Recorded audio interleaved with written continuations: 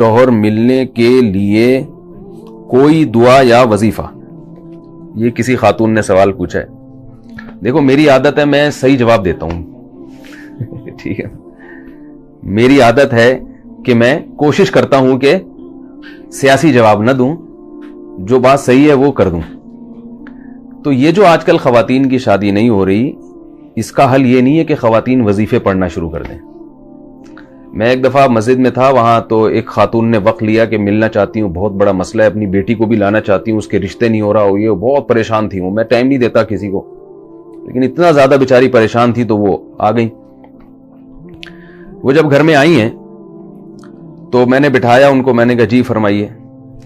तो उन्होंने कहा मेरी ये बेटी है, इसकी उम्र हो गई 30 साल और रिश्ते नहीं हो रहे, बहुत परेशान हूं, किसी ने जादू कर दिया, किसी ने ये कर दिया, किसी ने वो कर दिया। मैंने कहा कि आपकी लड़की की यानी एजुकेशन क्या? उन्होंने बताया एमए किया हुआ इसने। तो मैंने उस खातून लड़की से, पर्दे में थी वो, कहीं ऐसा ना हो मेरे खिलाफ एक क्लिप अभी चला दें कि वो पर्दे में थी दोनों, नहीं भी होती तो ये उनकी हेडेक है। अगर पर्दे में नहीं आती तो वो उनके खिलाफ क्लिप चलाना चाहिए था, मौलवी साहब के खिलाफ क्लिप की फिर भी कोई समझ में आ रही है ना बात। ये बाज दफा ऐसा होता है, बेपर्दा खातून कोई मौलवी साहब के सामने आके बैठ गई, अब फौरन लोग ने क्या कर दिया, क्लिप बना के यूट्यूब पे डाल दिया, वो बैठे। भाई उसके खिलाफ क्लिप बना के डालो कि वो किसी मर्द के सामने बेपर्दा होके क्यों बैठी है, ठीक है ना। मर्द को पर्दा करने का हुक्म नहीं है, पर्दा औरत का हुक्म है। तो वो मैंने उनसे, उनकी जो बच्ची थी ना, मैंने उनसे कहा आपने एमए किया हुआ, माशाल्लाह आप पढ़ी लिखी हैं। तो मैंने उनको एक मिसाल दी, मैंने कहा मुझे एक बात बताएं कि एक आदमी मेरे पास आता है और मुझसे कहता है ये दरवाजा बंद कर देना, यहीं से मेरी स्पीकर में आवाज रिपीट होके आ रही है, तो वो थोड़ी सी कंफ्यूज हो रहा हूं। तो मैंने उनसे कहा कि भाई देखें कि मेरे पास 50 रोटियां हैं और बंदे हैं 75 या 100 आदमी हैं। मुझे कहा जा रहा है, बल्कि 100 खवातीन है, यूं फर्ज कर ले, मुझे कहा जा रहा है कि ये 50 रोटियां 100 खवातीन में तकसीम करें और इस तरह तकसीम हो कि हर खातून के हिस्से में एक एक रोटी आए।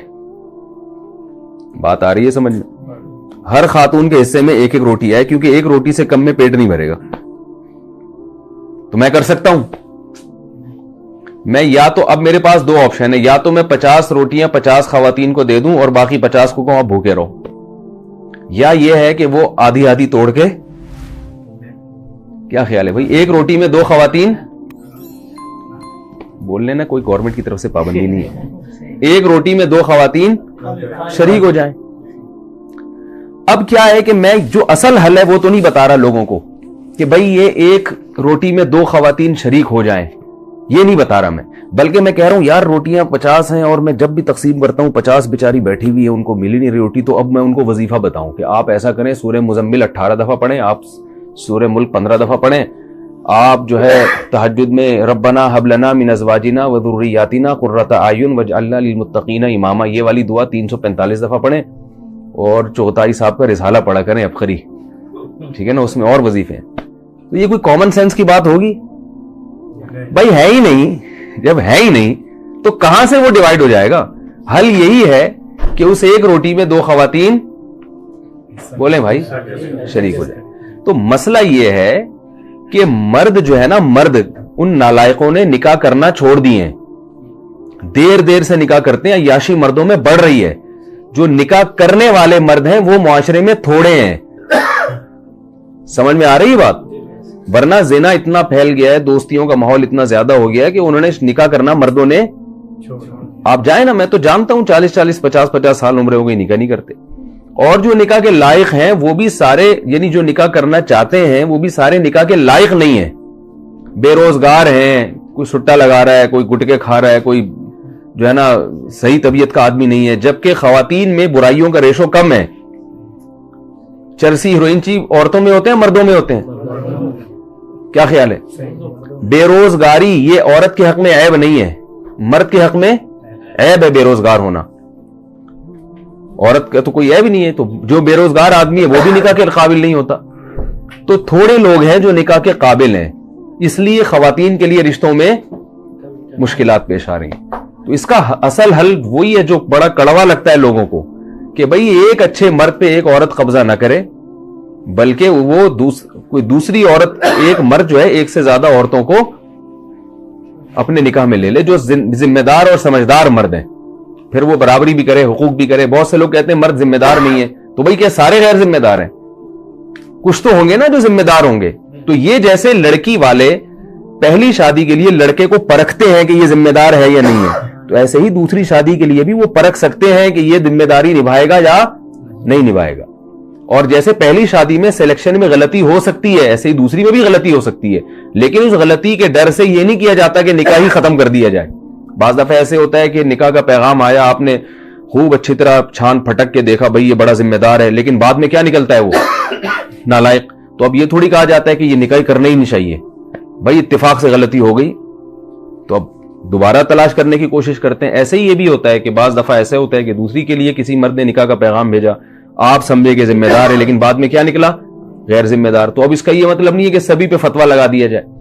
تو اصل حل شریعت نے اور اسلام نے یہ بتایا جو میں عرض کر رہا ہوں. تو جب تک اس کو معاشرے میں فروغ نہیں دیں گے, خواتین کی مشکلات حل نہیں ہوں گی. آپ عربوں میں جا کے دیکھ لو, پہلے تو عربوں میں یہ تصور نہیں تھا سعودی عرب میں کہ کوئی خاتون کی عمر زیادہ ہو جائے یا وہ بیوہ ہو دوبارہ شادی نہ ہو. اب سعودی عرب میں اتنے مسائل کھڑے ہو گئے ہیں, لڑکیوں کی عمریں نکلتی چلی جا رہی ہیں, عربوں میں ایسا ہو گیا ہے, حالانکہ یہاں تو جہیز کا رواج بھی نہیں ہے.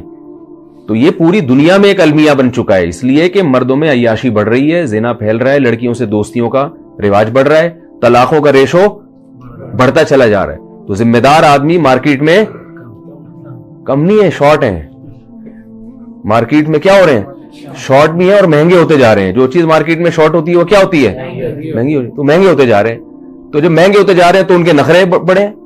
کوئی اچھا لڑکا آپ کے خاندان میں ہو تو وہ جب لڑکی نکاح کا لڑکی کے ابا اس سے بات کریں تو وہ اتنی پنچایتیں کرتا ہے نا, مجھے لڑکی ایسی چاہیے, اگر وہ قوم بھی وہی ہو اور شکل و صورت بھی ایسی ہو اور بہت زیادہ وہ ذرا سا کھاتا پیتا لڑکا ہو نا, اگر تعلیم اچھی ہے تو اس کے نخرے دیکھیں آپ, پھر وہ کرتا ہی نہیں. تھوڑی سی بھی ٹیڑھی میڑھی لڑکی ہوگی, تھوڑا سا رنگ دبا ہوا ہوگا, ذرا سا وزن زیادہ بڑھا ہوا ہے, ایک اسٹینڈرڈ بنایا ہوا ہے بھی اتنے کلو وزن ہونا چاہیے. یہ لڑکوں کی بات کر رہا ہوں. اور لڑکیاں اوٹ پٹانگ مردوں سے شادیاں کر رہی ہیں. میں نے سینکڑوں نکاح پڑھائے ہیں, آپ یہ نہ سمجھے کہ میں ہوائی باتیں کر رہا ہوں, سینکڑوں نکاح پڑھائے ہیں. بڑی اچھی اچھی خاندان کی لڑکیاں, جب نکاح پڑھاتا ہوں تو دولہا دیکھ کے میں ڈر جاتا ہوں کہ یار اس کے اتنے اچھے خاندان کی لڑکی کا نکاح اس مکھنچو سے ہو رہا ہے. اس شکل سے لگ رہا ہوتا ہے لڑکا کہ یار یہ, لیکن لڑکی والے کیا ہوتے ہیں, مجبور ہوتے. کم عمر لڑکیوں کی شادیاں بڑی بڑی عمر کے لڑکوں سے ہو رہی ہیں, پڑھی لکھی لڑکیوں کی شادیاں بالکل جاہل لڑکوں سے ہو رہی ہیں. ڈاکٹر لڑکی کا نکاح میں نے پڑھا ہے میٹرک پاس سے, کیونکہ لڑکی والے مجبور تھے, یار لڑکی کی عمر نکلی جا رہی ہے, کیا کریں, رشتہ ہی نہیں مل رہا, رشتہ ہی وظیفے پڑھ لیے.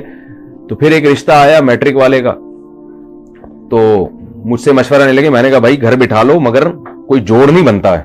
میٹرک بھی شاید زیادہ کہہ دیا, 8ویں پاس تھا وہ, پاس بھی پتہ نہیں کیسے ہوا. آپ کو پتہ ہے پاکستان میں پاس ہونے کے لیے کوئی, تو مجبوراً کیا انہوں نے. کیا ہوا, تھوڑے دنوں میں طلاق ہو گئی. طلاق کیوں ہوئی ہے کہ وہ لڑکی کے پیسے پہ نظر تھی کہ ڈاکٹر ہے تو ہمارا بچہ تو کچھ کر نہیں سکا, تو بہو کما کے کھلائے گی, ڈاکٹر ہے. تو ظاہر ہے یہ بے جوڑ کی شادی ہوئی نا, بے جوڑ کا نکاح ہوا. تو وہ جب نہیں کھلا رہی ہے, وہ اس کو عورت کو یہ احساس ہوتا ہے میں کیوں کھلاؤں بھائی, یہ کیا ہے پورے. پھر ایسے ایسے نالائق خاندان ہیں کہ لڑکی شوہر کو پال رہی ہے. یہ سب میرے مشاہدے کی باتیں کر رہا ہوں میں, ہوائی اخباری رپورٹیں نہیں پیش کر رہا, مشاہدے کی باتیں کر رہا ہوں کہ لڑکی اپنے شوہر کو بھی کھلا رہی ہے اور بالآخر پھر دیور کو بھی کھلا رہی ہے, ساس سسر کو بھی کما کما کے کھلا رہی ہے. ایسے ایسے آپ دیکھیں یہ کلچر ہمارا بنتا چلا جا رہا ہے. تو اس لیے جو گراؤنڈ ریئلٹی ہے نا, اس سے آپ آنکھیں بند کریں گے تو آپ, جیسے وہ کبوتر جو ہے نا بلی کو دیکھ کے آنکھیں بند کر لیتا ہے, وہ یہ سمجھتا ہے کہ جیسے مجھے بلی نظر نہیں آ رہی, اب بلی کو بھی میں نظر نہیں آ رہا ہوں گا. تو یہ کبوتر کی بھول ہے بھائی, آپ کی آنکھیں بند کرنے سے دنیا اندھیری نہیں ہو جاتی, باقی سب ویسے ہی ہوتا ہے جیسا ہو رہا ہے.